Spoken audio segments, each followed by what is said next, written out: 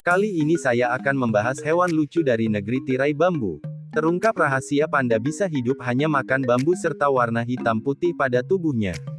Panda memiliki tubuh besar, tapi ia bisa bertahan hidup hanya dengan memakan bambu yang nutrisinya rendah.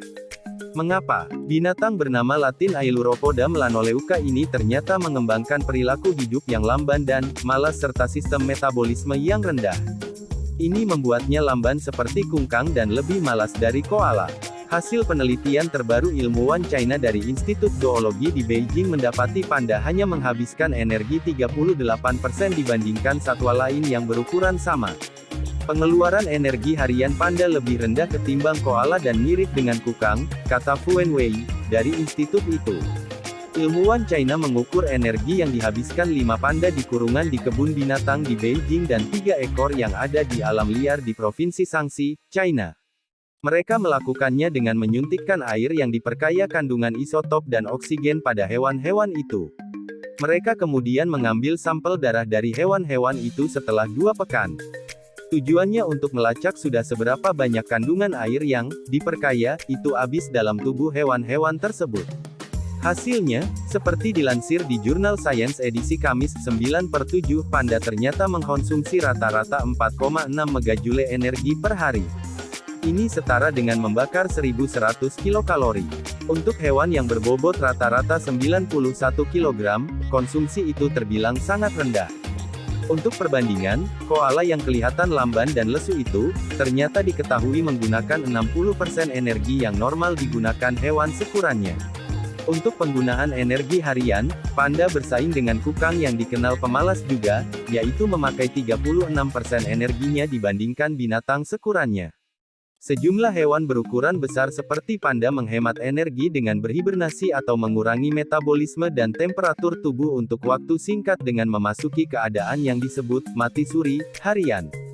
Tapi panda ternyata tak melakukan kedua-duanya. Untuk mengetahui apa yang dilakukan panda-panda itu, para ilmuwan memantau panda-panda di kandang setiap 100 menit dan mencatat apakah si panda sedang makan, duduk, tidur, atau melakukan yang lain. Sementara panda di alam liar dilacak dengan GPS untuk mengetahui seberapa banyak mereka bergerak. Ternyata sama aja, panda itu tak banyak bergerak. Di alam liar, panda secara fisik hanya aktif 49% dari keseluruhan waktu. Ketika bergerak, kecepatan rata-ratanya hanya 26,9 meter per jam. Panda di kandang lebih malas lagi. Mereka hanya bergerak 33% dari waktunya. Tapi para ahli tak bisa melacak berapa kecepatannya karena mereka tak dipasangi pelacak aktivitas. Faktor lain diduga berkontribusi pada metabolisme mereka yang sangat rendah. Para peneliti menekankan bahwa organ internal binatang memainkan peranan penting dalam mengetahui metabolismenya. Dan beberapa organ-organ kunci panda berukuran kecil.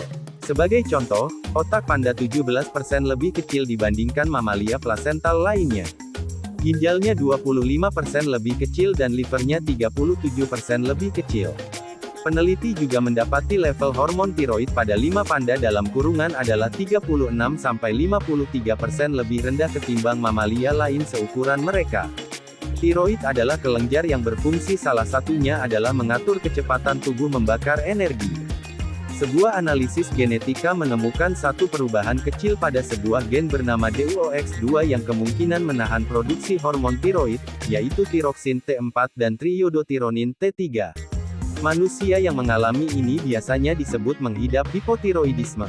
Dengan keadaan seperti itu, meski tubuhnya besar, jadi masuk akal mengapa panda bisa bertahan hidup hanya dengan memakan bambu. Warna hitam putih untuk mengalihkan perhatian dari predator.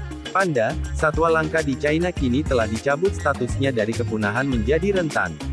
Kelompok peneliti dari University of California